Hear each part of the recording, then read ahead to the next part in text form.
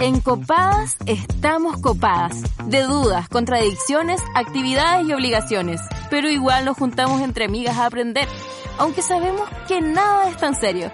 Ya comienza Copadas, tu espacio seguro. Siempre que me preguntan si quiero ser mamá, digo que sí. La verdad es que me encantan las niñas, nunca me creí mucho la historia de la cigüeña y la idea de una guagua saliendo de mi vagina no me molesta tanto. De todas formas, a mis 23 años no es algo que esté pensando todos los días. Hasta hace un par de años cuando mi mejor amiga me llamó para decirme que a lo mejor estaba embarazada, que no sabía qué hacer, pero de todas formas se sentía feliz y estaba profundamente enamorada. En ese momento me sentí contenta por mi amiga. Siempre ha querido ser madre y qué mejor que hacerlo con el sujeto del que está enamorada. Al colgar el teléfono algo me hizo clic por primera vez. Yo nunca podría realizar la misma llamada. Yo nunca podría accidentalmente quedar embarazada por gracia divina de la persona que amo, porque una vez más, ser una mujer que ama mujeres tiene complicaciones. Y no solo porque la cultura heteropatriarcal está constantemente atacando, sino porque la ley también lo hace. Pasé varios meses sintiéndome angustiada con el tema, y la verdad es que nunca se lo comenté a nadie. Al ser una mujer bisexual, siempre te están estigmatizando y diciendo desde tu familia, amigues y hasta tu pareja que todo esto se podría resolver si te fueras con un hombre. En fin, me puse a estudiar sobre el tema, sobre nuestras posibilidades como mujeres bisexuales y lesbianas, nuestros derechos filiativos y nuestras opciones en técnicas de reproducción y adopción. Y la verdad es que me topé con lo mismo de siempre: injusticias y vulneraciones hacia mujeres cis y mujeres trans. En nuestro país no se reconoce la filiación de la madre no gestante, o sea, el Estado chileno no reconoce a una de las madres solo por ser una pareja de mujeres. Sin ir muy lejos, cuando dos mujeres contraen unión civil, no gozan de los derechos de una familia heterosexual, donde un padre sí podría reconocer a un hijo si fue producto de una técnica de reproducción asistida. Por otro lado, si es que decides recurrir a FONASA para un programa de fertilización, el Estado no te lo va a cubrir, ya que solo aplica para los problemas y anhelos de las parejas heterosexuales. ¿Te imaginas lo que es que te digan que tú no tienes las mismas posibilidades que el resto porque amas a una persona de tu mismo género? Es literalmente el Estado diciéndote que tu amor no es el correcto y no corresponde para tener una familia ni sentir orgullo de ella. Las feministas, lesbofeministas y madres lesbofeministas desde 2016 están exigiendo igualdad entre todos los hijos de familias lesbomaternales, transparentales y homoparentales. Sin embargo, el proyecto de ley duerme desde entonces y se vulneran día tras día los derechos de niñas y adolescentes de familias diversas al negarles sus vínculos filiativos, además de sus derechos sociales, de salud, de visitas regulares y pago de pensión alimenticia. Sin embargo, a principios de junio del 2020, por primera vez en la historia de Chile, un tribunal declara que una familia compuesta por dos mujeres que participaron en una técnica de reproducción asistida deben ser reconocidas legalmente como madres de su hijo. Sí, es una gran noticia y un hecho histórico en nuestro país, pero esto no ha resuelto la filiación lesbomaternal ni la comaternidad, porque el acceso a la justicia no es igual para todos. El privilegio y la clase es un gran atenuante en este fallo, porque díganme ustedes, ¿quién tiene el tiempo, la fuerza emocional y sobre todo el bolsillo para llegar a la Corte Interamericana de Derechos Humanos por violación del derecho a la igualdad y a la no discriminación? El capital económico tiene mucho que aportar aquí, al igual que en las técnicas de reproducción asistida, porque la verdad es que a una clínica no le va a importar si somos dos mujeres que tienen mucho dinero que aportar en un establecimiento. La verdad es que tengo rabia y mucha pena acumulada por ser una mujer que ama mujeres y se proyecta con ellas. Estoy agotada de ver cómo un hombre heterosexual cisgénero decide por nosotras. Es por esto que, al igual como lo llevan haciendo muchas feministas hace muchos años, debemos seguir peleando y luchando por nuestros derechos. Porque, como ya lo he dicho en editoriales anteriores, ser mujer y amar a mujeres es un acto de valentía y ha sido una de las experiencias más lindas que he tenido en mi vida y no me voy a dar por vencida. Ni por mí, ni por ella, ni por nosotras. Bueno, casi me puse a llorar leyendo el editorial, me tengo que salir del capítulo, una wea así. Qué linda. Está muy bueno, te felicito. Bacán, aparte aprendí mucho, no tenía idea lo que dijiste de FONASA. Bueno, con este editorial precioso de la Toñi empezamos el último capítulo de la temporada, chiques. Terminamos una temporada haciendo esta wea por Zoom. Eso es más lindo. ¿Te acuerdas cuando todavía no partíamos y estaba como que tuvimos la reunión el día en que todos nos encuarentenamos, como en la mañana? Sí. Y estábamos pensando así como, ya, pero es que en verdad puede que hagamos toda la temporada, como que ni siquiera sé si vamos a poder grabar, porque todavía no está la alternativa de grabar a distancia, ¿se acuerdan? Sí. Fue igual brígido, y aquí estamos, lo sacamos. Sí, y bueno, siento como que... Terminando una temporada. 15 capítulos, como que nunca antes habíamos hecho tantos capítulos en una temporada. Sí, en la segunda hicimos 17, o en la primera, no sé, pero hicimos 17. Las huevonas con energía, po, weón. Yo me siento agotadísima. Me siento agotadísima, como que ya quiero tirar la toalla, como, uff, chiques. Soy como la ranita verde del sticker de WhatsApp, así, en la cama. Qué bellas. Oye, mandémosle besitos a las radios que nos retransmiten y también a nuestras amiguitas y amiguitos de Mantra, a la Sabri y a Carlito y a la Radio JGM, Radio Manque, Radio Educativa, Sube la Radio, a todos muchos besos. Gracias por apañarnos toda la temporada y todo este tiempo, igual que siempre. Sí, gracias por hacer comunicación alternativa. Se aprecia en estos momentos. ¿Te gustaría tener acceso a nuestra biblioteca feminista? Síguenos en Instagram, Twitter y Facebook como Copadas Podcast y encuéntrala en publicaciones fijas e historias destacadas. Bueno, para seguir profundizando en lo que dijo la Toña en el editorial sobre estos derechos filiativos, vamos al tiro al diccionario porque en este capítulo en verdad no tenemos tiempo que perder y tenemos mucho que aprender. ¿Quedas colgada con las conversaciones porque no entiendes algunos términos? ¿Fracasaste buscando en Google? Tranquila, aclara tus dudas con el diccionario de Copadas. Hoy en nuestro diccionario copado definiremos derechos filiativos. Según la Biblioteca del Congreso Nacional, los derechos filiativos hacen referencia al vínculo filial que existe entre hijes y sus madres y padres, y al derecho de ser reconocidos como descendientes de esa madre o de ese padre, ya sea por un hecho natural o por un acto jurídico. Los derechos filiales se traducen en la materialidad, en la crianza o cuidado personal de les hijes, la mantención y otorgamiento de educación, procurando entregarle al menor la educación, profesión u oficio que le permita subsistir por sí mismo, los cuidados de salud, desarrollo personal y bienestar. Hoy en día existen 3 formas de determinar la filiación. 1. El reconocimiento voluntario que hace el padre, la madre o ambos sobre el hijo. 2. La presunción de paternidad de los hijos nacidos dentro del matrimonio. Y 3. La sentencia judicial. Esto es cuando un tribunal declara la paternidad o maternidad anteriormente no conocida o modifica una ya determinada.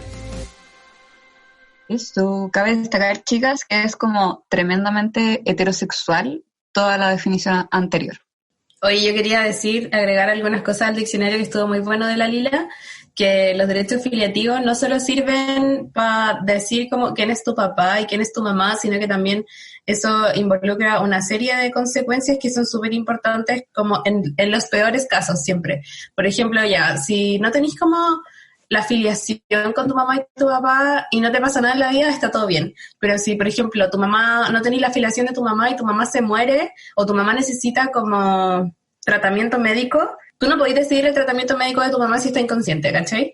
O si eres cabro chico y tu mamá, no sé, se muere, no podés como quedar al cuidado del hermano de tu mamá cuya filiación no tienes. Entonces te vaya a ir, no sé, probablemente como al Sename o algo, si es que no tenía nadie más cercano, ¿cachai? Entonces, y la herencia. Y la herencia también, pues cuando se mueren, como que no vaya a poder optar a la herencia que te corresponde si no tenés la filiación. Entonces no es solamente como un papel del registro civil, sino que tiene muchísimas otras consecuencias muy importantes de la vida. Uh-huh. Y es un derecho así como humano full básico, como ser reconocido por alguien, pues, ¿cachai? Y tener como una ascendencia y por ende una descendencia, no sé, Phil. Oye, gracias Lila por tu diccionario y como les dije antes, tenemos mucho que aprender en este capítulo, así que ya quiero presentar a nuestra panelista invitada, Claudia Amigo, cofundadora de Familias Familia, quien nos hablará desde su experiencia sobre los derechos filiativos para profundizar en este tema y sobre todo la lesbomaternidad. ¿Cómo estás, Claudia? Hola, muy bien, gracias. Bueno, con este frío igual, más o menos nomás, no lo aguanto mucho, pero bien, las 3 estamos en buena salud y por eso estoy súper agradecida y bueno, manteniendo dentro de todo lo que es esta angustia de estar encerrada tanto tiempo, manteniendo la mente positiva, de lo más que uno pueda nomás. Entonces, ¿y ustedes cómo están? Gracias por la invitación a todo esto. Qué rico que estés súper bien, Claudia, qué bacán. Nosotras igual estamos bien, estamos sanas, o sea, yo por lo menos... Con los pies helados. Y con los pies helados, sí. Esa es la tónica del programa de hoy. Qué horrible, yo también estoy igual, no sé qué hacer con los pies. Sí. Sí. Oye, Clau, bueno, yo a la Clau la he estado siguiendo ya como por las redes sociales hace tiempo, es un gran referente de todos los temas que tienen que ver con los derechos filiativos y la lesbomaternidad. Entonces te queríamos preguntar, Clau, en tu experiencia y como madre lesbiana, ¿por qué los derechos filiativos son importantes? Bueno, primordialmente por una razón que tiene casi 16 años.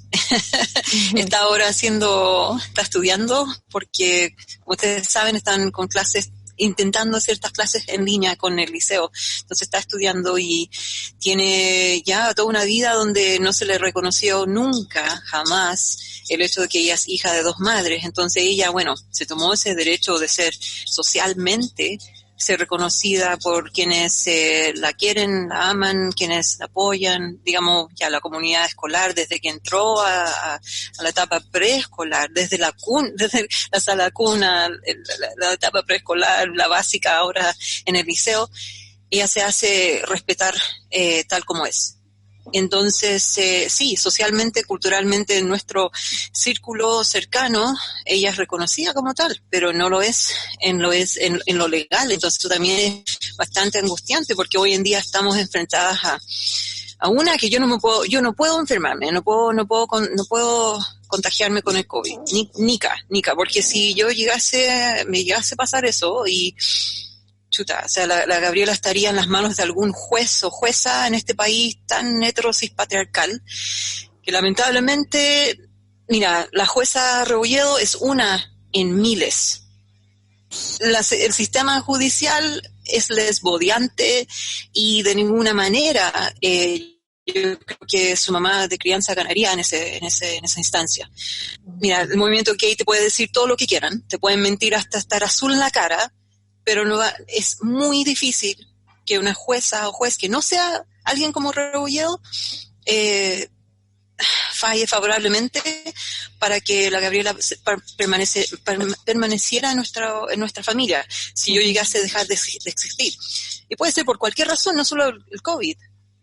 ¿Cachai? Y eso es bien doloroso saberlo. Y mira, han habido veces, por ejemplo, cuando era más chiquitita, que ella despertaba llorando, tenía pesadillas pensando en eso, en el miedo de la muerte, gritando, entrando en su pieza, y nos dijo, no, yo soñé que usted se murió, mami, ¿y qué pasaría con ella? O sea, es horrible. Cuando era más chiquitita me vio las canas, ¿y cuánto me va a durar? O sea, siempre la idea de que ese riesgo de no tener esa seguridad que tienen sus compañeras, compañeros y compañeros, o sea, basta con nacer en una familia heteroparental y tienes todos los derechos, todos, y nadie te los cuestiona. Pero sin embargo, si tú naces en una familia lesboparental, transparental, homoparental, ¿quién te protege como niño, niña o niña? Nadie. Entonces, los derechos de filiación son tan crudos como eso. Y hay un montón de gente que sabe cómo se siente. Hay un montón de personas de la época de mi papá que fueron hijos ilegítimos. Incluso mi papá fue un hijo ilegítimo en este país. Entonces, él sabe muy bien lo que se siente ser tratado como antiguamente, lo decían de manera súper despectiva, como hijo guacho. Ya, él no fue reconocido por mi abuelo hasta que tenía unos 50 y tantos años. Entonces, igual vivir toda la vida así, es bien, no sé si se puede decir, pero es una situación como bien indignante. Entonces, bueno, primordialmente es por eso. Y por supuesto también, no solo por la Gabriela, pero por todos les dije, porque, mira, no podemos estar como así con los dedos cruzados, demandando caso por caso y esperando que el tribunal que nos toque nos escuche, porque eso no sucede. O sea, nos cerraron las puertas a nosotras, le cerraron las puertas a las Ale, le cerraron las puertas a otras compañeras también. Entonces, este tema es tan como necesario como contar con el hecho de tener un certificado de nacimiento. En ese certificado de nacimiento todo lo necesitamos para acreditar quiénes somos y con quiénes tenemos vínculos, ¿no? Con cuáles personas adultas. Y no puede ser que sea hasta el día de hoy, 2020, estemos todavía como con esta figura de madre, padre, hijos, y a pesar de que existe la afiliación actual, la supremacía del interés superior del niño pero eso está pensado únicamente para los niños de familias hetero y cis. Oye, Clau, pero como para... entendiendo que igual en este podcast nosotros vamos mucho a niñas estudiantes, universitarias de colegio, como para ir hablando en un orden cronológico que de repente hay muchas palabras como que no entienden. ¿Tú nos podrías contar tu experiencia al momento de ir al registro civil a inscribirte como madre de tu hija? Bueno, nosotros hicimos lo que se llama la posesión notoria del estado civil de hijo. Y en términos simples eso significa que cuando un hijo o una hija o un hije decide que su otra mamá o papá, depende de la construcción de su familia, quien la ha criado toda su vida, puede ser llamado como tal. Y la persona menor de edad, como hijo, hija o hija, puede también ser llamada como hije. Entonces, eso significa que lo que hicimos nosotras, que se hizo en la región de los lagos y funcionó en 2011, entonces hay doble maternidad en Chile, en 2011 con una familia mapuche. Lo que hicimos fue presentar la petición. Es voluntaria, es decir, nosotras no teníamos un conflicto, aparte del gran conflicto de que la Gaby no tiene filiación, pero los jueces lo ven así, no hay conflicto porque es voluntario. Y dijimos ya, en represión a la Gabriela, yo presenté esta petición junto a la clínica IP de la UDP porque no tenemos fondos como para pagar un abogado privado y se fue, o sea, lo rechazaron de inmediato. Dijeron que en Chile no existe la doble maternidad, cuando sí existe un precedente en 2011, pero dicen que no nos quisieron escuchar. Y sucede que cuando uno pide esto, un juez puede determinar la filiación ahí mismo con una sentencia. Puede decir, sí, esta persona comprueba que la persona que la co-crió con su madre o padre, lleva más de 5 años, mínimo de 5 años criando a esa persona menor de edad. Entonces, por ende, puede ser llamada de papá o mamá. Y ella, hija, hije o hije, ¿verdad? Entonces, eso no sucedió porque somos lesbianas. Sí sucedió en 2011 con las 2 madres mapuche, con 3 hijos, que pidieron lo mismo. Sí. Y presentamos ese precedente en la Corte de Apelaciones, pero no se nos escuchó. Simplemente porque no quisieron como cambiar la construcción familiar. Es decir, con la familia mapuche sí lo hicieron por el convenio 169, que es el convenio sobre pueblos originarios y tribus, ¿verdad? Y eso los protegió. Bueno, la Gaby también tiene la Convención Internacional de los Derechos del Niño, Niña y Adolescente, y nosotras como mujeres lesbianas tenemos también los derechos de las mujeres, que también es un tratado internacional que se firmó. Tenemos el CEDAW, tenemos el Belém do Pará, tenemos un montón, tenemos la Convención Internacional de Derechos Universales de Derechos Humanos, y tampoco se vio eso. Entonces, estamos viendo como no importa si hacemos la misma acción, da lo mismo, el mismo día te dicen que no, y luego vas a la Suprema, otra vez, pensando ya, quizás esto se puede solucionar, no se solucionó, nuevamente nos dijeron en nuestras caras que esto no existe, que no existimos, que la Gaby no existe, ella no es hija de la Claudia, y la doble maternidad en Chile no es una posibilidad y que se tiene que ver en lo legislativo. Entonces, desde ahí partimos trabajando juntas a la agrupación lésbica Rompiendo el Silencio. Nosotras nos formamos como familia, trabajando con la agrupación Lésbica Visibles y Corporación Humana, y decidimos presentar nuestro propio proyecto. Y se trabajó con las abogadas de las agrupaciones. Esto no fue un proyecto que se tanteó primero con el Senado, sino que nació desde la Puebla hacia arriba, no de arriba hacia abajo. Lo presentamos, logramos apoyo de 5 o 6 senadoras, y entró. Y ahí está.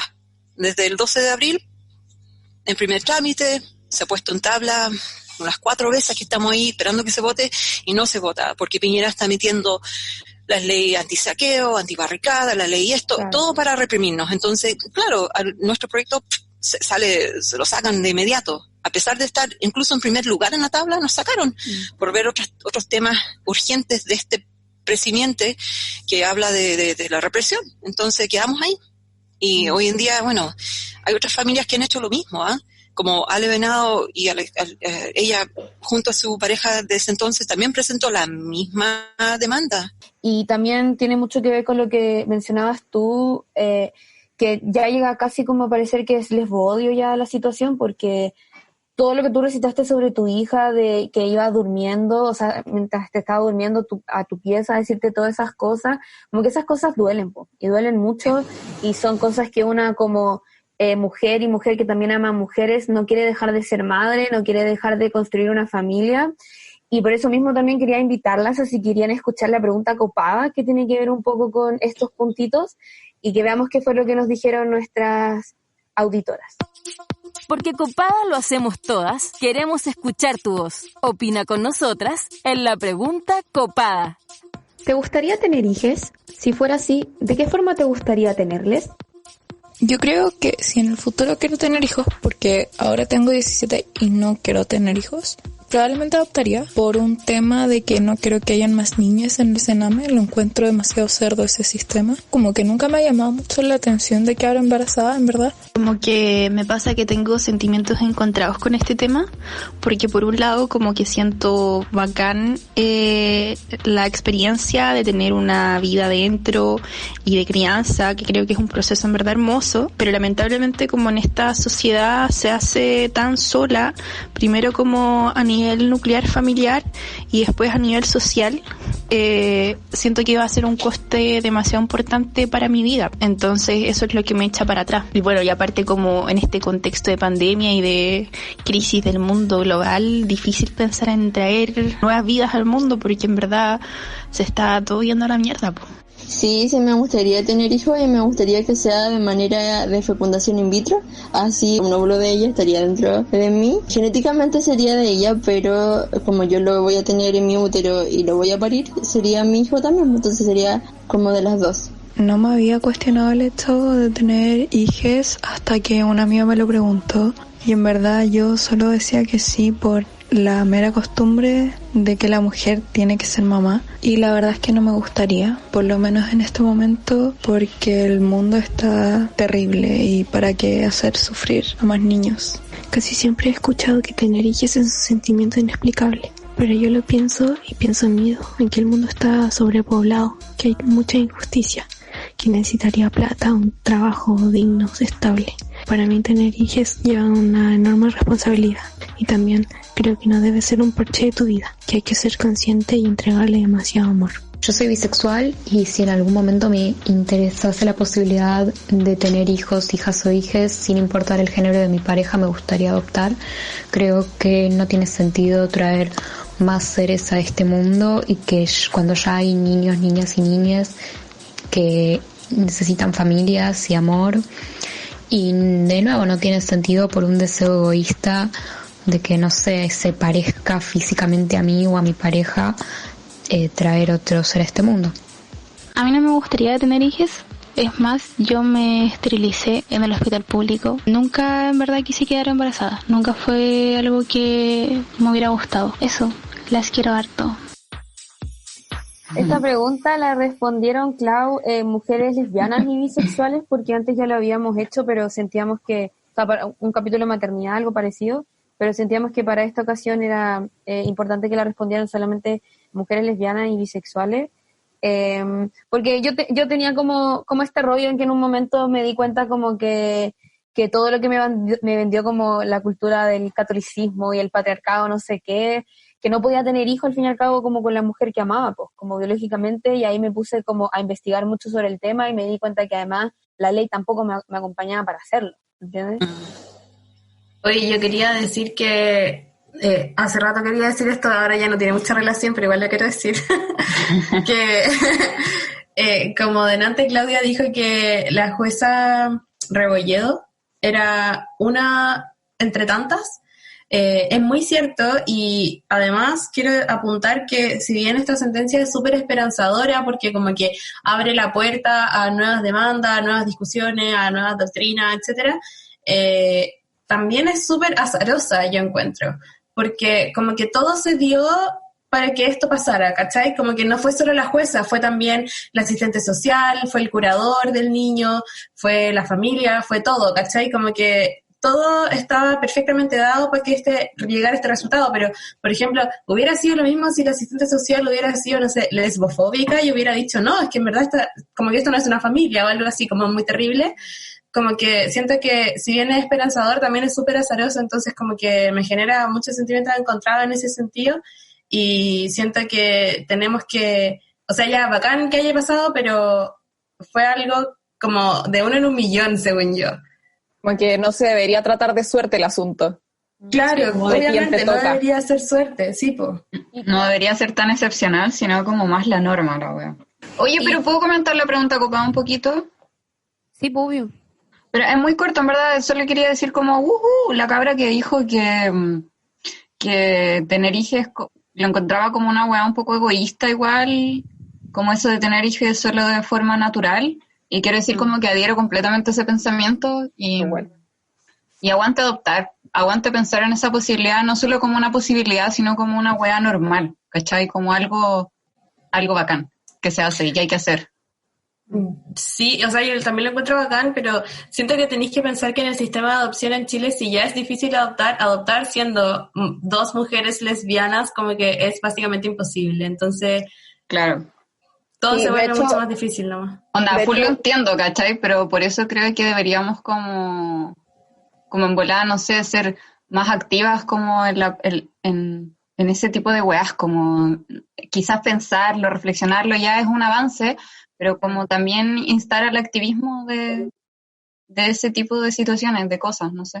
Sí, Sí, bueno, de hecho, perdón, es que una chica en la pregunta copada respondió que tuve que cortarlo porque sentía que no venía como tanto al caso, como que ojalá pudiéramos referirnos a las dificultades que existen para adoptar, porque ella tenía una amiga que había intentado hacerlo y no había podido y tenía una pareja, mantenía una relación heterosexual y todo eso, entonces como que al final da un poco para un capítulo completo a hablar de la adopción y las dificultades que hay en Chile, y como que tanto que dice la derecha de que los niños primero y los niños primero, cuando al final no facilitan nada para sacar a los niños que uno quiere del Sename, ¿cachai? De hecho,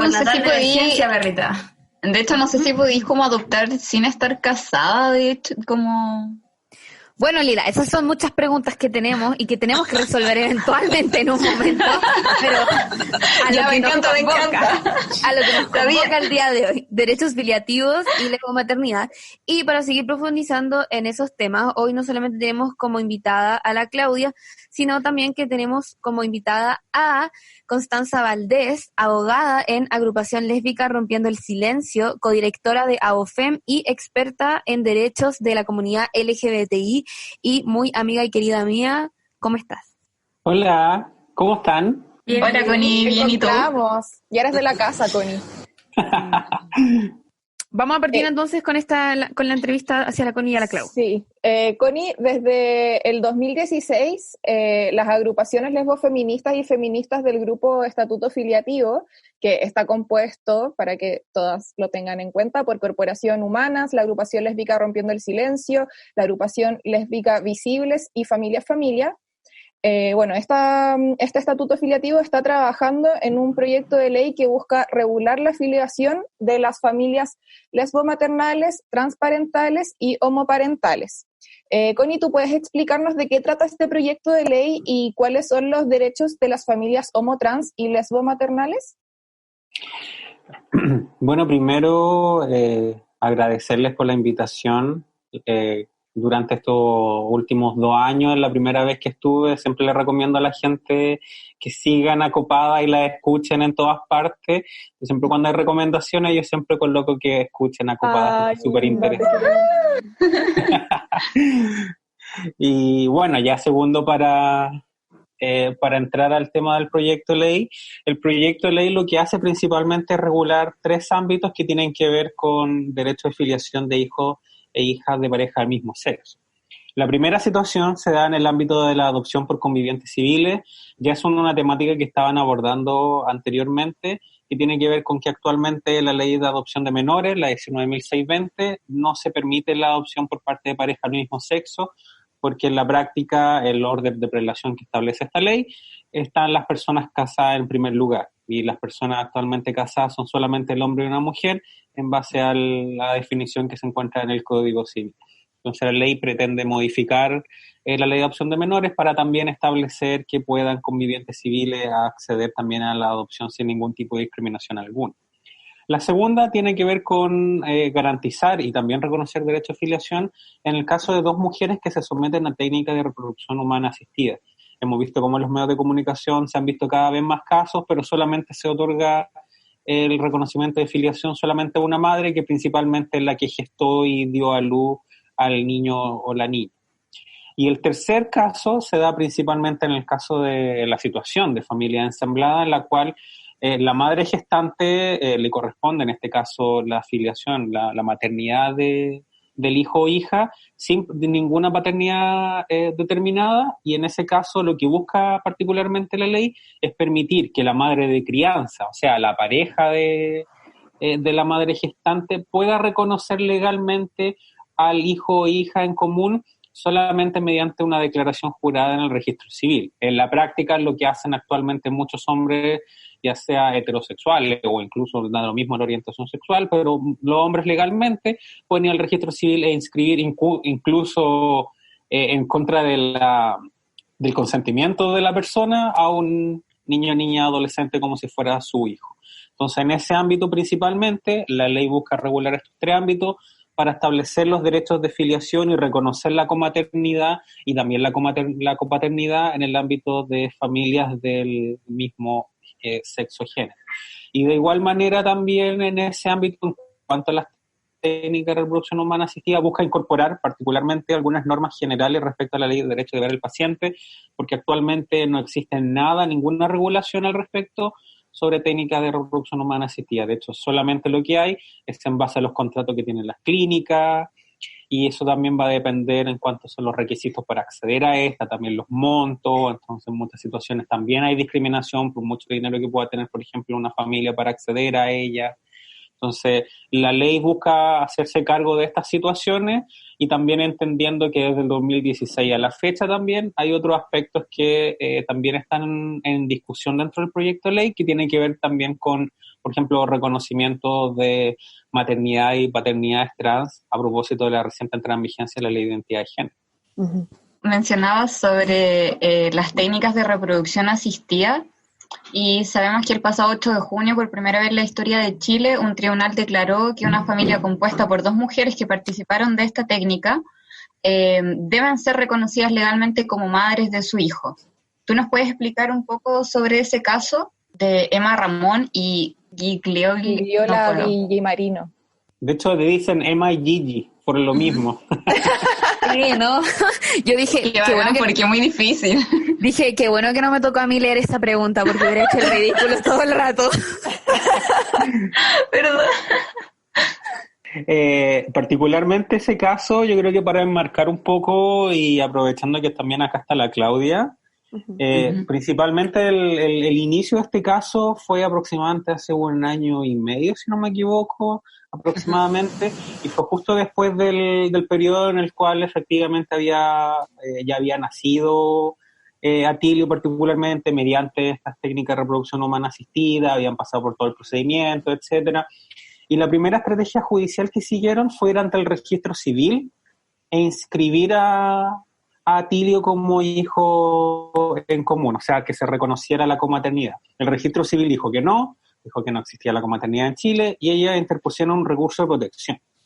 Y el recurso de protección, por supuesto, lo desestimaron en la Corte de Apelaciones de Santiago, también la Corte Suprema confirmó la sentencia, y hasta ahí se encontraba allanado el camino para la Comisión y la Corte Interamericana de Derechos Humanos, algo muy similar, por ejemplo, que lo que también y yo creo que va a hablar después también la Claudia, y se ha visto en otras familias, pero además de eso, particularmente, ellas intentaron otro camino en torno a las herramientas jurídicas que existen actualmente, y en base a eso interpusieron, bueno, particularmente fue la madre gestante que interpuso de hecho fue la Gigi, que interpuso una acción de maternidad, una acción de reclamación de maternidad en contra de Emma, para que efectivamente a ella se le pudiera, o sea, que ella básicamente se le estaba pidiendo, oye, tú reconoce al niño, pues si tú eres la otra mamá también. Qué buena jugada esa. Sí. Claro. Y en base a eso, esas acciones particularmente se habían intentado ya por familias lesbomaternales, pero la gran problemática es que la declararan inadmisible en primera instancia, porque no se cumplían los requisitos que tienen que ver con el hecho de que no se podía determinar la comaternidad por ese ámbito, etc. Pero en este caso, particularmente, yo creo que fue una estrategia también judicial por parte de iguales, donde se llegó al segundo juzgado de familia de Santiago, donde curiosamente la jueza que es titular en ese juzgado es parte de una asociación de magistradas chilenas, está en la Comisión de Derechos Humanos de dicha entidad. También tiene estudio y una perspectiva de género en la aplicación de su trabajo, principalmente ha resuelto cambio de nombre registral, o sea, ya tenía un background, por así decirlo, en esta materia. Entonces, en primera instancia, declaró admisible la acción, se siguió un juicio en toda esta situación. Como para contextualizar un poco eso, efectivamente a la Emma, la otra madre, efectivamente se le siguió como de alguna forma un juicio adversarial, donde se presentaron pruebas, el informe de que asistieron ambas a las técnicas de reproducción humana asistida, temas biológicos, incluso peritos para comprobar también que había cierta cercanía y apego entre Atilio y la Emma también, y todos esos elementos que formaban parte de un juicio. Incorporaron antecedentes de informe de derecho, o sea, fue un juicio bastante elaborado y pensado estratégicamente en eso. Y en base a eso, luego de haberse resuelto toda esos asuntos principalmente que se trataron, la jueza decidió que efectivamente había una relación, hay una relación de apego, una relación familiar particularmente, entonces reconoció la comaternidad, en este caso, de Emma hacia Atilio y instó en este caso a que el registro civil inscribiera la sentencia para reconocer la comaternidad de ambos.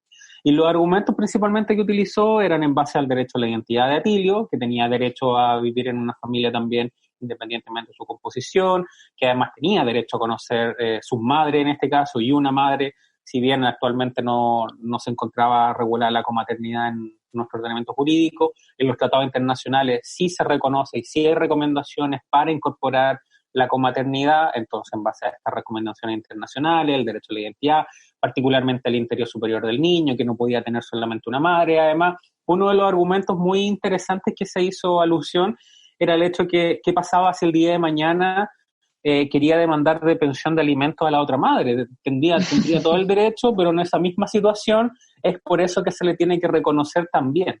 Entonces, en base a estas obligaciones jurídicas también se fue construyendo, y lo más interesante que se hace cargo del fallo es que reconoce que el artículo 183 del Código Civil, que regula las técnicas de reproducción humana asistida, se encuentra de alguna forma parcialmente en contradicción con las recomendaciones internacionales en materia de derechos humanos. Entonces, en base a eso, dijo, no, espéreme, esta norma del Código Civil vale mucho menos que la recomendación internacional, los tratados que hemos suscrito, así que parcialmente yo esta parte no la voy a aplicar, voy a aplicar esto, que son leyes por parte de la República, son tratados internacionales que Chile ha suscrito y ratificado. Entonces, en base a esto, yo voy a decidir principalmente que esa norma no va a tener esa aplicación como lo manifestaban algunas personas, y se va a aplicar. Y por eso mismo, cuando se acogió el fallo, tuvo tantas críticas, principalmente a través de cartas, principalmente los mismos dinosaurios de siempre y todo, porque si es una interpretación como en base al derecho internacional de los derechos humanos, más allá de lo que dice el Código Civil, algo que en general no sucede mucho en nuestro país, y también por lo mismo fue una sentencia histórica por ser la primera en reconocer eso, y además por utilizar esta argumentación que es muy poco común en los fallos en materia de derechos de las personas LGTBI. Siento que por todas esas razones, como que lo que decía la Claudia antes, este fallo fue tan único y tan como único, no sé, solo se me ocurre la palabra. Claro, no sé, pago yo. Oye, yo quería destacar la estrategia que usaron igual, porque usualmente cuando la gente va a un juicio es porque hay un conflicto de por medio, po. Entonces, en este caso no había ningún conflicto, era como una parte diciendo, oye, creo que como que tengáis tus obligaciones de mamá, y la otra como, sí, yo también quiero tener mis obligaciones de mamá, y como no hay conflicto, pero lo presentaron de una forma tal que se veía como muy con pruebas, con argumentos, con testigos, etcétera. Entonces como que armaron un conflicto de la nada sin haber conflicto, como un nudo que se veía muy enredado, que al final era solo un hilo acuerdo. Muy... Sí, como muy bacán lo encontré. Pero en esa misma línea... Sí, muy inteligente. como menciona la Connie, igual este es un caso súper particular y que también hay que estudiar como de la realidad en la que está cada una de las madres, como en la posición política y económica que tienen, como es un caso muy particular y por eso mismo me gustaría preguntarle a la Clau, desde su activismo en Familia es Familia y experiencia en lesbomaternidad, si nos puedes contar sobre las particularidades de ciertos casos y sus diferentes repercusiones, o de hecho, en esa misma línea, como ¿cuál fue la justificación que te dieron a ti para hacer inadmisible tu caso? Porque sabemos que este caso en particular es muy particular y tiene mucho que ver con privilegios de clase económico, pero no es la realidad que están viviendo muchas mujeres que quieren ser madres. Sí, bueno, empezando con lo último que me preguntas, simplemente nos dijeron que no existe en ninguna parte la posibilidad de ver el tema de la posesión notoria de estado civil de hijo con respecto a dos madres. No existe no existe en ningún orden jurídico, entonces por lo mismo no se da el caso, no se procede con este caso y el mismo día nos dijeron que era inadmisible, simplemente por eso. Y lo otro es porque fue una petición voluntaria, o sea, no hubo un conflicto. Claramente, tuvimos el acercamiento de abogados, uno en particular que nos dijo, Claudia y Clau, ustedes se tienen que pelear, ¿ok? Y nos ofrecieron esa metodología que usaron las chiquillas ahora, se tienen que pelear. Tú tienes que pelear en contra de la Claudia por la afiliación de la Gaby, tienen que armar un conflicto y ahí las van a escuchar. Y nos fuimos de esa oficina de ese abogado que era privado, no teníamos la plata y hay muchas madres como nosotras que no tenemos plata, no hay bolsillo para tener 2 abogados de grandes firmas con mucha plata, o sea, uno tiene que costear eso, o sea, nosotras... apenas pudimos como costear el costo de cambiarle el nombre a la Gaby y íbamos a ¿dónde íbamos a sacar la plata para pagarle a 2 abogados que se peleen entre sí por una afiliación entre las dos y que armemos este tema de cómo nos estamos peleando? O sea, igual no queríamos, uno, basar todo lo que queríamos para la Gabriela en una mentira, y 2, no queríamos tampoco, no queríamos entrar en esa lucha, como una lucha de pelearnos entre las dos. Nosotros sabíamos que no era verdad, y era también un riesgo, también nos podían decir que no, y la verdad que en ese momento le dijimos al abogado que gracias por la reunión, pero la verdad que no, gracias. Y ahí fuimos con... me acuerdo que en ese momento era el Departamento de Diversidad, de Providencia, unas amigas que trabajaban ahí, y nos conectaron con la clínica AIP de la UDP, y es ahí donde conocimos a 2 abogadas feministas, la Dani Quintanilla y la Camila de Armada. Nos sentaron y nos dijeron las cosas tal como son, o sea, podemos hacer esto, lo más probable es que digan que no, como le dijeron que no a la Ale Venado, y lo más probable es que esto llegue hasta la Suprema y después la CIDH. Pero una de esas tenemos que intentarlo. ¿Están preparadas para esto? Porque es súper desgastante. Y dijimos que sí. En ese sentido dijimos que sí. Porque uno... no sé, no nos pareció como ético y tampoco teníamos dinero, y si, aunque tuviésemos millones de pesos para gastar en abogados, yo encuentro que esa estrategia no va al caso. O sea, esta cuestión lo tiene que arreglar el Estado. Es el Estado heterosis-patriarcal que nos niega este derecho, y no nosotras como adultas podemos como lidiar con esto un poco mejor que los niños, niñas, adolescentes. Son los niños, los niños y las niñas que tienen que lidiar con esta cuestión día tras día, y el Estado, el opresor, tiene que empezar a arreglar este tema desde ya, y tiene que ser una norma, una ley, y filo con todos estos privilegios, porque, perdónenme, este caso tuvo éxito porque hay mucho privilegio, vienen de un background muy elitista, se codea con los más poderosos. O sea, ¿quién sabe? No sabemos, y está bien, yo estoy feliz por Atilio, pero yo sé que hay madres cuyas madres gestantes han muerto y no han tenido la misma plata, y han tenido que sufrir batallas tribunales con la familia biológica de la madre biológica que murió, y nuestros hijos e hijas no nos miran cada día y dicen, hola, buenos días, madre biológica gestante, hola, buenos días, madre no biológica de crianza. Eso no existe en nuestras familias. ¿Y por qué mierda existe en el Estado? Me da rabia porque tenemos amigas que tienen que luchar hasta el día de hoy para mantener el cuidado personal de su propia hija. Y esa cuestión no tiene nombre. O sea, si tuviese nombre sería... Mira, un atropello de derechos humanos por parte de este sistema heterosis patriarcal asqueroso. Entonces, perdónenme, yo igual celebro que Atilio está, y tiene sus dos mamás y la reconocen. Es fabuloso para él, es fabuloso para ellas, porque tenemos un hijo más. Como dije anteriormente, en 2011 también hubo doble maternidad, 3 hijos de una familia mapuche. Entonces sí, es muy grandioso ver que una jueza en un tribunal sacó una sentencia favorable por una familia. Pero ¿qué pasa con el resto? La mayoría de las mujeres lesbianas tienen hijos de parejas anteriores también. Las familias ensambladas no caben en este privilegio. Dime tú, ¿qué juez o jueza va a escuchar a una mamá que no tiene filiación reconocida por un padre, que fue mamá, pero que simplemente quiere que su pareja, quien ha co-criado a su hija, voluntariamente reconozca a su hija o hijo o hija? Ningún juez lo va a escuchar, sino sin engañar el sistema. Si engañas el sistema, claro, puedes doblarle la mano en el sentido que metes el pie adentro de la puerta. Entonces sí, es una estrategia, en ese sentido, sí, es clave eso. Pero ¿por qué mierda tenemos que hacer eso?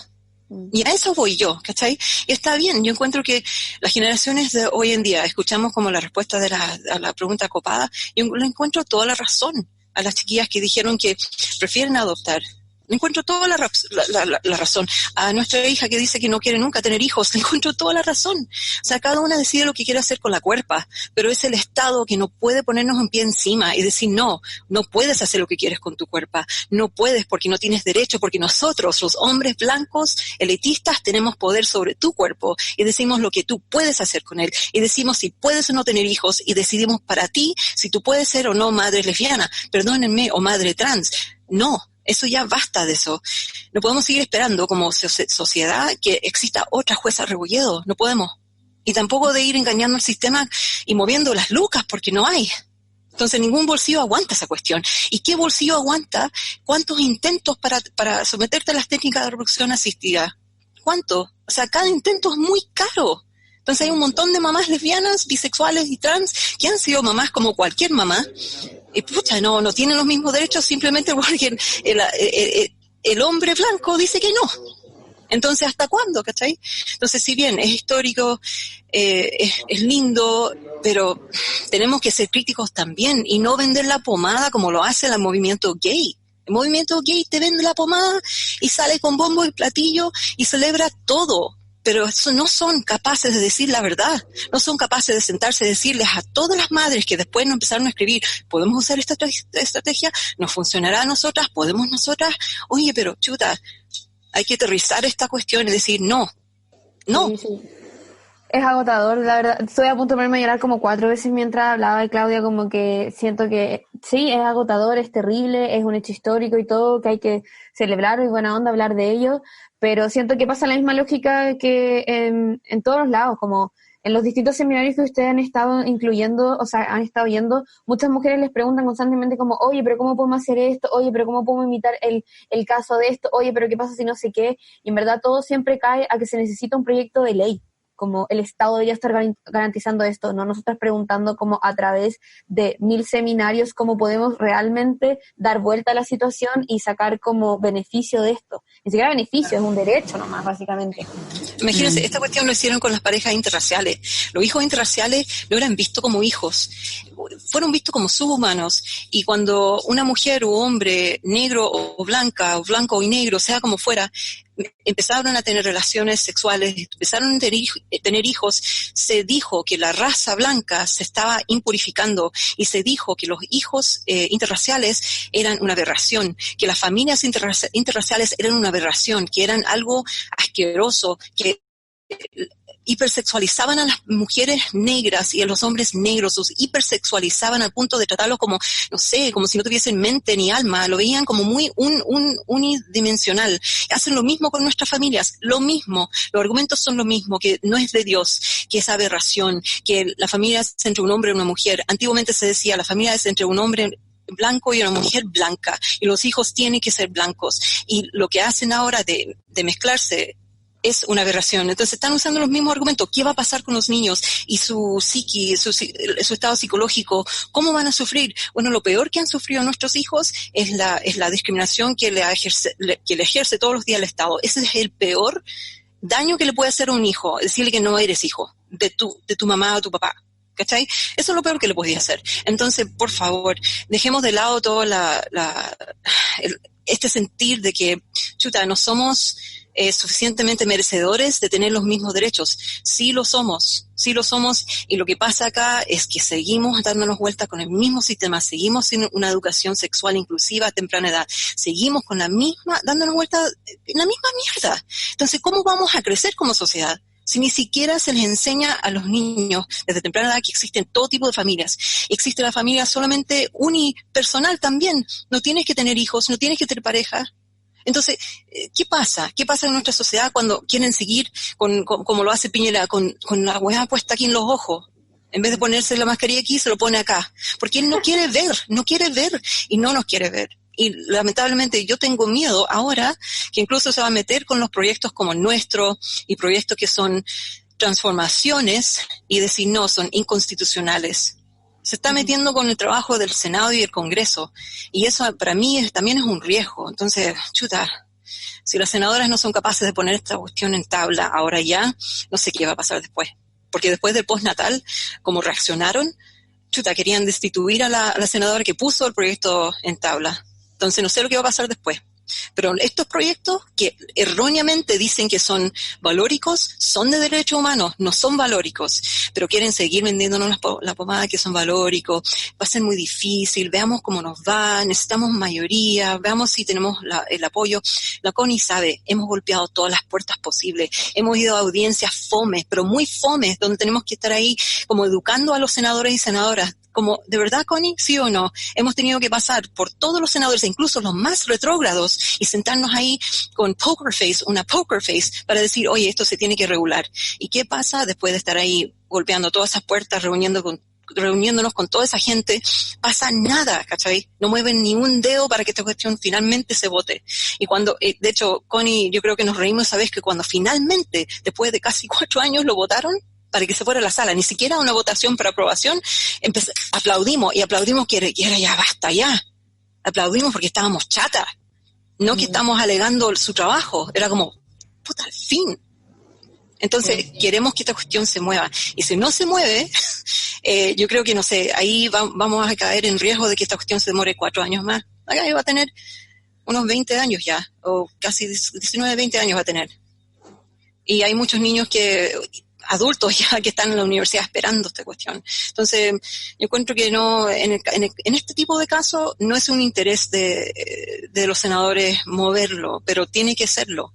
Y no sé, yo creo que el ámbito ahora, dentro de esas paredes, no está muy, digamos que no hay muchas ganas de moverse en derechos humanos, sino que la ley es más represiva, que vienen a reprimirnos nomás. Sí, qué indignante la falta de prioridad que se le da al bienestar de la ONNA. Yo quería preguntar a la Connie algo más como por el lado de un ejemplo. Si en una familia compuesta por 2 mujeres, una mujer cis y una mujer trans, fecundan a un hijo, ¿podrían tener la comaternalidad de ese hijo?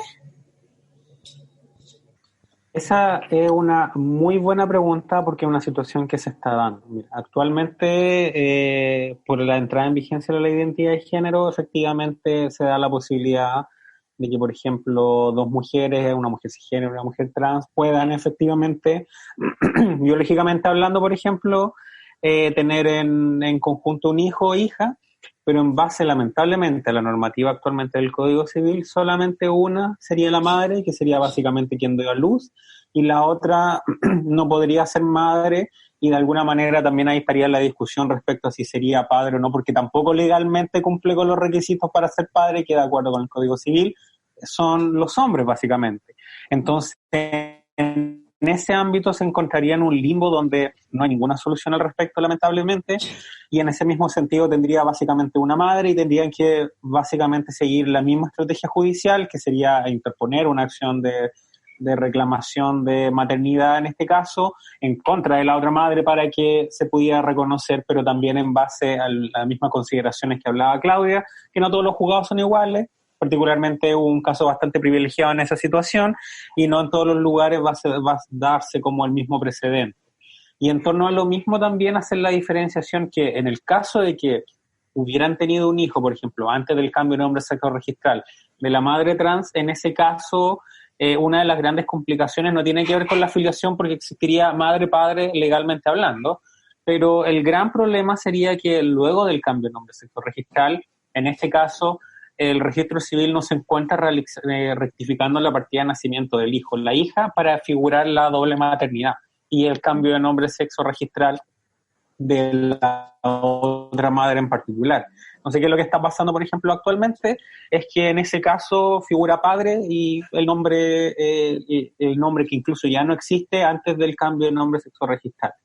Entonces, en la práctica, básicamente eso no solamente invade con la privacidad del hijo o la hija, sino también no reconoce la identidad de la otra madre en particular. De hecho, yo tengo un caso en este momento que está en la Corte Suprema exactamente de la misma situación, en donde el registro civil no quería actualizar la partida de nacimiento porque se iba a dar esta suerte de doble maternidad y tampoco quería reconocer la identidad porque decía que los niños y niñas tienen derecho a conocer sus orígenes como legales, familiares, y en la práctica sigue siendo la misma persona.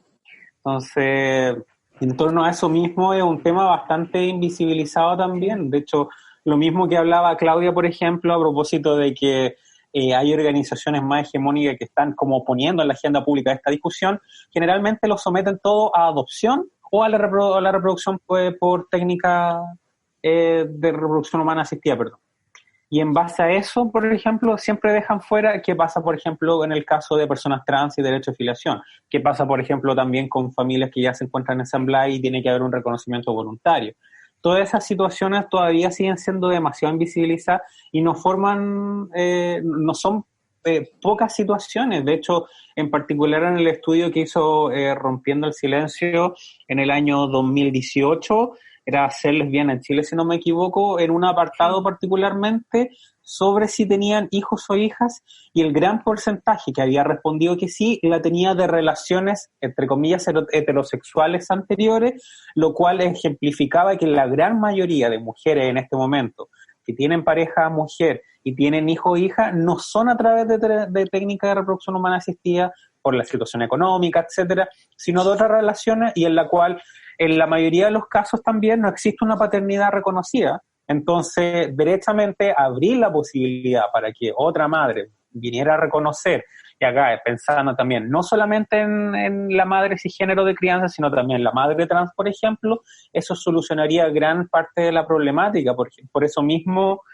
la Claudia exactamente hace hincapié en ese punto, porque es uno de los aspectos más importantes y lamentablemente tan invisibilizado y que en general la gente no entiende. Siempre rabia que un papito corazón tenga más derechos sobre un hijo que una madre de crianza. Sí, solo quiero agregar, Connie, también sucede con la transición entre, padres trans. Sucede que el registro civil también se niega a ratificar el certificado de nacimiento. Yo no entiendo por qué el registro civil tiene esa facultad, siendo que hay una sentencia de un juicio, de un juez, pero el registro civil igual puede decir que no. Y eso ya no tiene, no sé por qué actúa de esa manera un registro civil que es ordenado a rectificar el certificado de nacimiento. Entonces queda ese padre trans como madre cis en vez de padre trans el resto de la vida de su hijo. Entonces también la filiación debiese ser sin condicionarlo ni a la identidad de género, ni a la orientación sexual, ni al matrimonio igualitario. No se puede volver atrás 22 años para exigirle a las parejas que se puedan y quieran casarse, si quieren entrar en esa institución, tener que hacerlo para reconocer a sus hijos. ¿Y qué pasa con las madres que se separaron? ¿Cómo van a volver? ¿Qué pasa con las parejas trans que se han separado? ¿Van a volver también solo para reconocer a sus hijos? Entonces, por lo mismo, como dice Connie, los grupos de movimiento gay, los gays quieren empujar el matrimonio igualitario como la única forma, y te venden la pomada. Incluso algunas lesbianas que están en esos grupos gays te lo venden y te lo dicen en la televisión, en CNN, donde sea, en la radio, te dicen, no, con el matrimonio igualitario lo resolvemos todos, queremos todos los derechos. Y es mentira, no son todos los derechos, de hecho son muy restringidos y son por un grupo de personas, un sector de la población LGBTQI+. Yo tengo una pregunta muy corta para que la Connie me responda antes de que la Cami haga la próxima pregunta. Y esto no ayuda para nada, el hecho de que las dos mujeres estén como registradas en el registro civil como matrimonio, como no ayuda en nada, ninguna toma de decisión. ¿Qué cosa en particular, por ejemplo, pensando en este caso de una madre cisgénero y una madre trans? O el de las familias en donde existe como un papá heterosexual que sí podría conocer a su hijo, siendo que no hubo como, cuando lo hicieron como por tratamiento de fertilización. Es que en ese caso, particularmente lo que dice el registro civil en torno a eso, era básicamente una interpretación bastante limitada, en torno incluso muy similar a la que se expuso en la tramitación del proyecto de ley de identidad de género por abogados del Partido Republicano a ese nivel. Y en la práctica no se refiere ni siquiera, por ejemplo, si es que tienen un acuerdo de unión civil o de alguna forma, porque matrimonio dudosamente podrían tenerlo si es que forman parte, o sea, si ambas personas tienen el mismo sexo registral, en este caso madre cisgénero y madre trans. De hecho, para hacer el cambio de nombre de sexo registral, si están casados, tienen que primero divorciarse y después hacer el cambio de nombre de sexo registral ante el mismo juzgado. Pero en base a eso, lamentablemente, el registro civil no dice nada respecto a si ya había un vínculo, por ejemplo, en relación a un acuerdo de unión civil, o incluso que pudieran acreditar de alguna forma que había como cierto apego y cosas así. No menciona nada al respecto en las instrucciones que tienen, ni tampoco en el informe que acompañó en este caso. De hecho, básicamente decía, no tenemos la facultad, la ley de identidad de género nos dice que tenemos que rectificar la partida del hijo o la hija. Además de eso, tiene derecho a conocer sus orígenes y no lo podría hacer si es que le cambiamos el nombre y sexo registral de la otra madre y particularmente no podría saber quién verdaderamente es. Lo cual es completamente absurdo en ese mismo sentido. Ahora, más allá de, pensando en la situación, que el registro civil dijera, no, bueno, ya, pero no hay problema porque ustedes suscribieron un acuerdo de unión civil, la verdad es que en ningún caso la afiliación puede encontrarse condicionada a la determinación de un estado civil. Y eso es súper importante con lo que ya mencionaba Claudia, que de alguna forma a través de la aprobación del matrimonio igualitario están intentando pasar colada de alguna forma que la afiliación solamente entre personas de pareja del mismo sexo se va a permitir en la medida que se determine mediante la afiliación matrimonial. Y no en los casos de afiliación extramatrimonial, por ejemplo, o sea, no matrimonial, que es lo que principalmente afecta a la mayoría de las familias. Oye, ¿puedo comentar algo de eso? 100 años. Exacto. Me encanta el argumento porque es como full volado igual, como entre líneas quizás, full antimatrimonio, y yo estoy muy de acuerdo en que esa institución hay que abandonarla, como que no nos aporta nada en verdad. Solo nos restringe y nos aprisiona mucho. Y siento que este discurso como de que una cosa va a traer la otra, hay que ser, como dijo Claudia, súper crítica frente a lo que uno está escuchando. Claro. Oye, y Claudia, cuando delante hablábamos de un proyecto de ley que regularice los deberes y derechos de las madres, ¿a qué nos estamos refiriendo? O sea, ¿cuáles serían estos deberes y derechos de las madres no gestantes? Mira, podrían acceder a todos los derechos que tienen las madres gestantes, es decir, desde el hecho de contar con su nombre, desde partir de ahí, de contar con la inscripción de sus hijas en común, de poder libremente matricular a su niño en el colegio, libremente ser su representante legal, decidir en casos de emergencia qué hacer, qué decisiones tomar, digamos, tener libre y completo, el derecho completo social de poder inscribir su hijo como carga asignación familiar. Ya no carga, pero asignación familiar. Sí, y también, por supuesto, tomar decisiones con respecto a su educación también, legalmente tomar esas decisiones. En el caso de que nos separemos, porque podemos separarnos, no existe una familia feliz, pareja feliz para siempre, pero sí existe la vinculación entre los hijos, que ese hijo, esa hija siempre tenga sus visitas reguladas, que no haya abuso, que no haya alienación parental, donde una madre por enojarse con la otra empieza a alienar, a actuar erróneamente contra los derechos de sus hijos. Ahí habría una manera de llevar eso a la corte y que sea también respetada el derecho de la madre no gestante, la madre de crianza, trata de contar con esas visitas, de poder pagar pensión y ser regulado eso, de que el niño pueda también hasta los 24 años contar con el apoyo de su madre, estén separadas, también que la apoye al hijo. ¿Cómo puede ser que hasta el día desde el día que nace y antes de nacer, quizás a veces con las familias que deciden ser madres juntas, que esa persona menor de edad no cuente con ningún derecho con su otra persona adulto y responsable? No puede ser. Entonces, si es horrible ir a un hospital entre medio de una urgencia y que te digan, te nieguen la posibilidad de ver a tu hijo, a tu hija, a tu hija, que tú entres y la quieres ver porque estás preocupada y te dicen que no, porque no tiene ninguna vinculación legal. Entonces dices, no, tú, ¿quién eres? No eres familiar.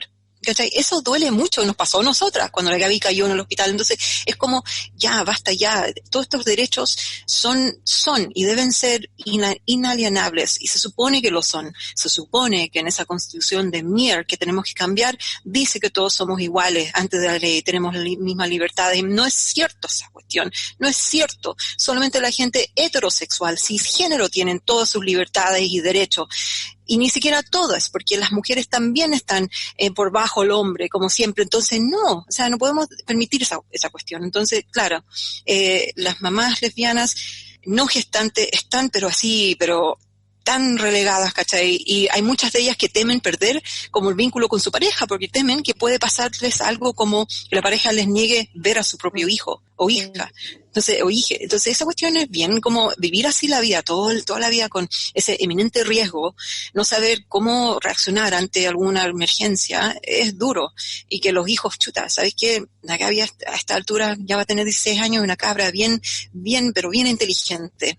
Y se ríe cuando ve que las personas hasta el día de hoy hablan de la figura paternal, ¿cachai? Que tiene que haber una figura hombre. Ella se ríe de esas cuestiones hoy en día, pero antiguamente era más duro, porque incluso mi familia de origen nos discriminó demasiado y quiso quitarme a la Gaby porque se enteraron que yo estaba formando familia con otra mujer. Entonces, todo esto nos remeció y vimos que si mi propio padre, mi propia madre quiere quitarme a mi hija y la hija también de Claudia porque somos lesbianas, tenemos que hacer algo. Y eso fue el inicio, en 2013 fue el inicio de, esta cuestión no puede nunca más pasar.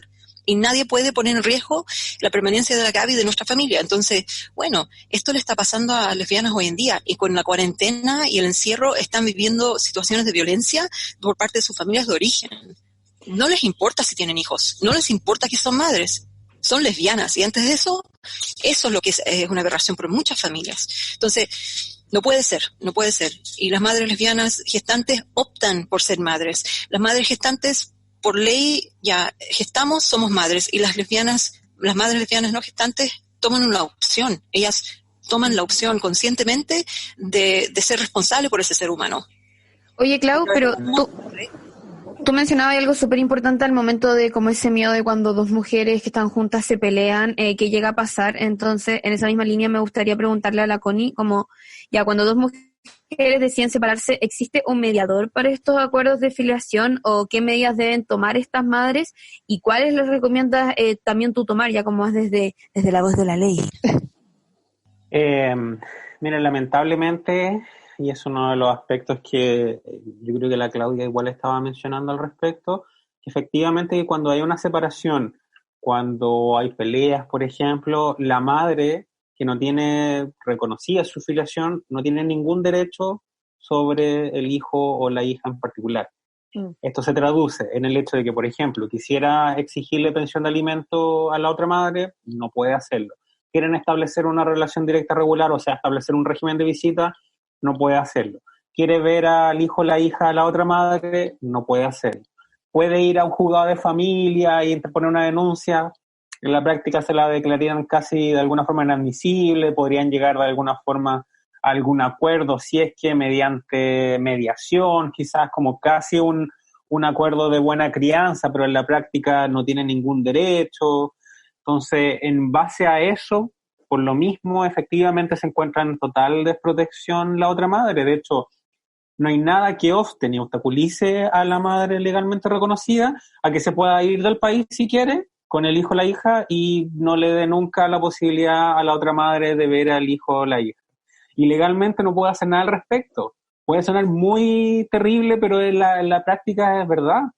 Y eso es una de las cosas terribles. De hecho, si nos ponemos en el otro caso terrible, ¿qué pasa si fallece la madre legalmente reconocida, la madre gestante? En la práctica, quien tuviera el cuidado personal y todo eso sería básicamente los abuelos quizá o los hermanos de esa persona, pero ningún derecho tendría en este caso la otra madre. Y de hecho ha sucedido que fallece la madre legalmente reconocida, que tiene además una familia bastante lesbofóbica y conservadora, y no han dejado ver al hijo o la hija por parte de la otra madre. Y todo ese proceso no solamente es doloroso, sino que también desconoce el derecho a la identidad de parte del niño o la niña, que es básicamente tener su otra madre también legalmente reconocida, asimismo como mantener una relación directa regular. No va en ningún caso en torno a su interés superior toda esta separación y ningún tipo de reconocimiento. Entonces, en la práctica, el solo hecho de que suceda eso deja en absoluta desprotección y no puede hacer nada. Por eso mismo, yo creo que una de las cosas que en general como que recomiendan es que la misma práctica, como que incluso en estas separaciones y cosas, como que tengan siempre en disposición y en mente el interior superior del hijo en común. Por mucho que se hayan peleado, de alguna forma como esta casi como creencia de básicamente de tener una madurez emocional mayor en torno a la situación que sucedió, para poder tomar en consideración eso, porque si no lo tienen así, en la práctica efectivamente no pasaría nada. Entonces, por lo mismo, como que yo creo que también pasa mucho eso, particularmente en torno al miedo que existe en torno a muchas madres que legalmente no son reconocidas, en torno a qué va a pasar si terminan o situaciones así, lo que de alguna forma también desencadenan inseguridad, en ansiedad, en constantemente, incluso peor, y eso es un tema completamente distinto, que puedan efectivamente devenir en relaciones completamente tóxicas y no hay ninguna solución al respecto, porque en la práctica estaría en este sentido aguantando de alguna forma, entre comillas, por no perder al hijo o la hija. Sí. Sí, es cierto. Cierto, y hacer el llamado a las futuras madres, si quien quiere ser madre, quien quiere ser responsable por un ser humano, quien no puede utilizarlo como un arma y atacar a su expareja, y estarían cayendo en el mismo heterosis-patriarcado y el machismo y el maltrato que hacen muchas personas heterosexuales y cis. Entonces, ¿cómo pueden como retroceder en vez de avanzar en los derechos de sus propios hijos? Eso no se puede hacer.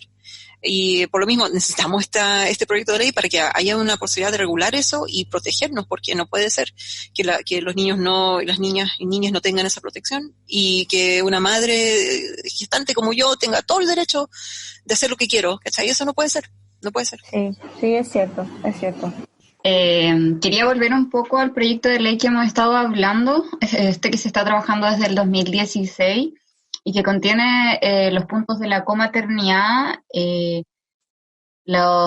que dos convivientes civiles puedan efectivamente adoptar, y por último sobre las técnicas de reproducción asistida, y me gustaría profundizar un poquito en este último y hablar sobre las regularidades del proceso, vale decir, las técnicas y los métodos. No sé si Connie, ¿quieres hablar un poco de eso? En la práctica, efectivamente, lo primero que tiene que ver con adopción por parte de convivientes civiles, como había dicho anteriormente, actualmente solamente se permite, o sea, en verdad hay un orden de prelación y se permite a las personas solteras de alguna manera acceder. En la práctica, incluso las personas casadas tienen problemáticas para acceder a los procedimientos de adopción. Y en ese mismo sentido, la ley propone incorporar a los convivientes civiles bajo este sistema, pero paralelamente, hace un tiempo atrás, aproximadamente como 5 años, se encontraba en tramitación un proyecto de ley que reforma integralmente el sistema de adopción. Estuvo por mucho tiempo muerto, de hecho por eso se incorporó particularmente el tema de la adopción por convivientes civiles en este proyecto de ley, esperando que pudiera avanzar más rápido que el otro, y en la práctica avanzó ese proyecto de ley durante el año pasado, se fue al Senado e incorporaba de alguna forma la la adopción por parte de dos madres o dos padres, porque no discriminaba de ninguna forma la orientación sexual ni la identidad de género de las personas que deseaban acceder a este procedimiento de adopción. De hecho, de igual manera se eliminó cualquier tipo de discriminación y de prelación que existía en base, por ejemplo, al matrimonio y otro tipo de personas. Entonces, el proyecto de ley lo que propone básicamente es, aún pese a que existe un sistema bastante anticuado, incorporar a los convivientes civiles en ese ámbito. Y por lo mismo, en ese sentido también, la estrategia que hemos venido conversando, y la hemos conversado muchas veces con la Claudia y el resto de las chiquillas, es qué hacemos particularmente con este ámbito, considerando que hay un proyecto de ley que patrocina al gobierno de alguna forma, que a pesar de que no le gusta que sea completamente abierto para que las personas LGTBI puedan adoptar, de alguna forma igual ha resistido bastante esos embates y por eso mismo ha quedado aprobado. Entonces ahí tenemos la discusión respecto a si principalmente ese ámbito se va a encontrar dentro finalmente cuando se apruebe y pueda discutirse mucho más el proyecto de ley, o se va a dejar al proyecto de ley que de forma integral el sistema de adopción. Y respecto al segundo punto, es uno de los elementos más innovativos de este proyecto de ley porque actualmente, si no me equivoco, deben haber como 2 proyectos de ley que se regulan principalmente en torno a las técnicas de reproducción humana asistida. Y el proyecto de ley básicamente lo que hace es modificar el artículo 183 del Código Civil y permitir que en el caso de que 2 mujeres que acceden a estas técnicas de reproducción humana asistida puedan ambas ser reconocidas como madres. Pero en ningún caso define cuáles van a ser aquellas técnicas, por ejemplo, que van a someterse, no limita nada al respecto, por ejemplo, no dice solamente que va a ser fertilización asistida o ropa o de alguna otra técnica que pueda existir actualmente. Eso se regula de alguna forma o se deja para la práctica médica principalmente. Ahora, lo que sucede en la práctica a nivel mucho más regulación administrativa es que actualmente FONASA cubre particularmente exclusivamente a parejas heterosexuales que son declaradas infértiles las técnicas de reproducción humana asistida. En ese caso pueden someterse a fertilización y se les va a cubrir por parte de FONASA esta, pero solamente tienen que cumplir los requisitos que establece dicho reglamento, que básicamente son que sean parejas heterosexuales, que sean infértiles, que cumplan con otros requisitos reglamentariamente, y deja fuera particularmente a parejas de madre. Lo mismo sucede de alguna forma particularmente en la ISAPRE, que en la cual en el último conversatorio que hicimos respecto a esta situación, había madres que nos comentaron que algunas ISAPRE estaban reembolsando, por ejemplo, el acceso a estas técnicas de reproducción humana asistida particularmente. Eso siempre va a depender de la ISAPRE, del plan que tengan, y de alguna forma si es que no existió alguna limitante en torno a, por ejemplo, la orientación sexual. Pero en base a lo mismo, particularmente en torno a que incluso la gente que tiene mucho dinero y que puede hacerse estas técnicas en cualquier clínica, actualmente igual existen barreras principalmente en torno a la discriminación que sufren parejas lesbianas para acceder a estas técnicas. Entonces lo que hace el proyecto de ley en base a eso es también establecer que la discriminación en el acceso a eso va a constituir discriminación arbitraria y en torno a lo mismo que en ningún caso se le puede negar el acceso por la orientación sexual o la identidad de género de las personas que acceden.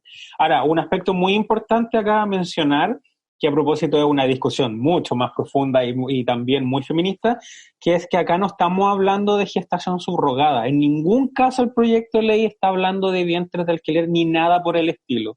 Solamente habla de adopción, reconocimiento voluntario por la madre de crianza y el reconocimiento de filiación por 2 mujeres que se someten a técnica de reproducción humana asistida. Esa discusión, pese a que de alguna forma la han intentado meter, particularmente hombres, por razones obvias, en ningún caso va a quedar dentro del proyecto de ley. De hecho, se acusó por parte del Ejecutivo, curiosamente, y también por parte de una de las senadoras, que es parte de la Comisión de Infancia, Mónica Rincón, Jimena Rincón, perdón. La hermana, la periodista. Sí, la hermana, la periodista, la Jimena, que el proyecto de ley discriminaría a parejas a hombres homosexuales. Es como muy curioso ese argumento. ¿Y por qué? Porque en la práctica lo que señalaban era básicamente esto, que este proyecto de ley vendría a beneficiar a la gran cantidad de madres en este momento que tienen problemas para reconocer su derecho de filiación, pero no reconoce, por ejemplo, la gestación subrogada y otras cosas. Y en la práctica, efectivamente, eso es mezclar primero peras con manzanas y segundo, porque el proyecto de ley reconoce que 2 hombres, por ejemplo, a través de la adopción, como son convivientes civiles, pueden acceder a la copaternidad. Curioso esa preocupación. También lo hizo el ministro Larraín del gobierno. Este proyecto discrimina contra los homosexuales. Era como, ¿qué?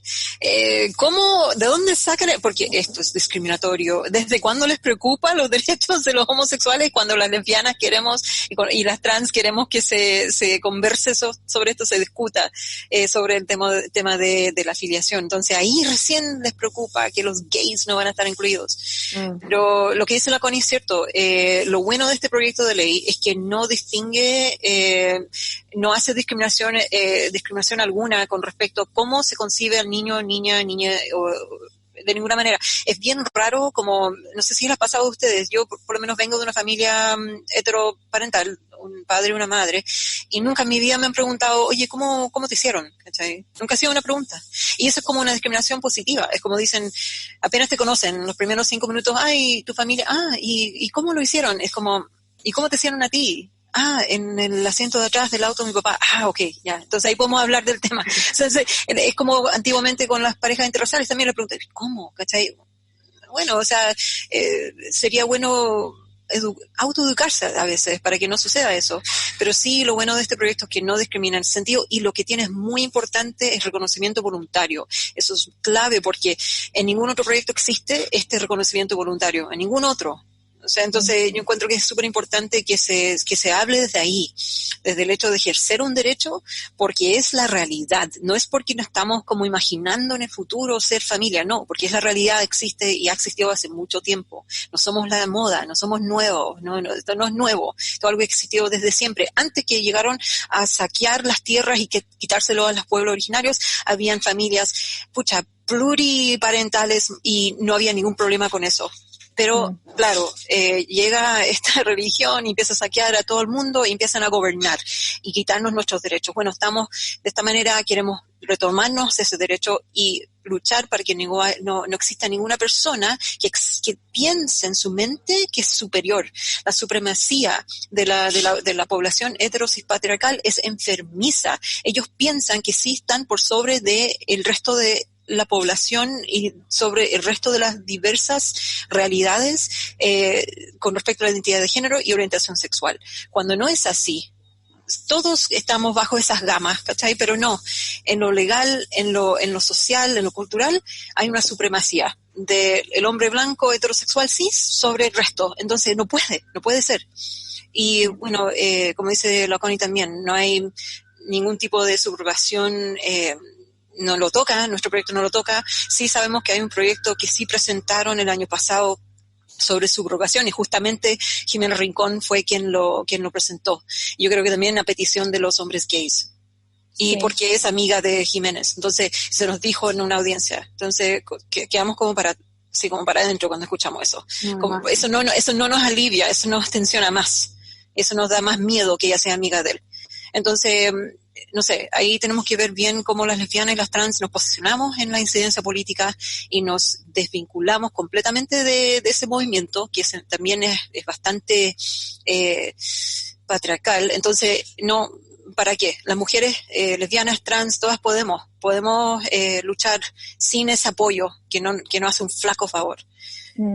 Oigan, y las felicitamos igual como por su activismo en este tema. Como dijiste antes, estas cosas son gestadas por la sociedad civil desde abajo y no desde las cúpulas de poder, así que todos los logros que se llegan respecto a estos temas son totalmente crédito de personas como ustedes, mujeres como ustedes, así que las felicitamos por todo su activismo y lucha por los derechos filiativos. Sí, para mí era muy importante traerlas a este capítulo y como que hicieran exactamente lo que hacen siempre. Cuando las veo, como vomitar mucha información y como que uno quede muy emocionada y muy también con rabia y con mucho que querer estudiar y saber también sobre el tema. También inspiran, a mí me inspiran como mujer bisexual, activista, a luchar por nuestros derechos. Así que ya para ir cerrando, la Monsi va a hacer la última pregunta. Quizás si es que nos pueden dar, por ejemplo, sus redes sociales, donde las pueden encontrar para que las personas que se hayan sensibilizado con este tema y les interese puedan encontrar más información. Connie, ¿quieres ir primero? Connie, dale. En particular, bueno, las únicas 2 redes sociales que utilizo es Twitter, Instagram. El correo es como en verdad, bueno, igual podría, bueno, en verdad no, ¿para qué? Pero no, se me pasan mucho los correos, me ha pasado mucho que se me pasan los correos, así que mejor no darle. Y el Twitter es @Connie, Connie Latina, Valdés, con S, importante porque a veces cuando colocan con Z, no. Le llega a otra persona. Sí, entonces en Twitter @Connie Valdés C y en Instagram Connie.Valdés C, muy, por supuesto, creativa en ambas redes. ¿Y tú, Claudia? Y me pueden encontrar en Twitter, @ClaudiaAmigo73. Me hice ese Twitter como 9 años atrás, entonces incluí mi fecha de nacimiento. Y en Instagram no hice lo mismo, lo abrí después. Entonces, @ClaudiaAmigo. Y tenemos una página de Facebook que yo soy terrible en actualizarla, pero existe. Es Familia es Familia. Y bueno, la razón por qué familia es familia, porque no hay que hacer diferencias entre una y la otra. Por eso lo nombramos así, no por una cuestión conservadora. Y entonces, familia es familia y todos tienen que tener los mismos derechos. Y gracias a ustedes, chicas, de verdad, por esta instancia. Sigan nomás con las luchas que tienen, todas tienen luchas. Sigan y vamos a ganarle a este estado de mier opresor. Sí, muchas gracias por estar también con nosotras. Dale, yo les quería compartir una información de Laboratoria, que es un centro de formación para mujeres. En general son mujeres de bajos recursos que postulan a este bootcamp que le llaman, que tiene presencia en varios países de Latinoamérica, y en verdad es muy bacán para crear oportunidades laborales para las mujeres. Así que las mujeres ahí es solamente mujeres y se forman en programación. De hecho, nosotras las recomendamos mucho porque nos ayudaron en la creación de nuestro sitio web, en el diseño. Así que un beso gigante a las chicas de Laboratoria y les recomendamos mucho postular para tener más oportunidades laborales. Se hacen cargo en muchos sentidos de la inserción laboral, no es como que terminan ahí de estudiar y después los dejan botados, sino que hay un acompañamiento ahí, tienen 84% de ¿cómo se llama? Como inserción laboral, así que pueden postular hasta el 12 de julio en laboratoria.la, están todas invitadas. Y puedo dar un aviso más.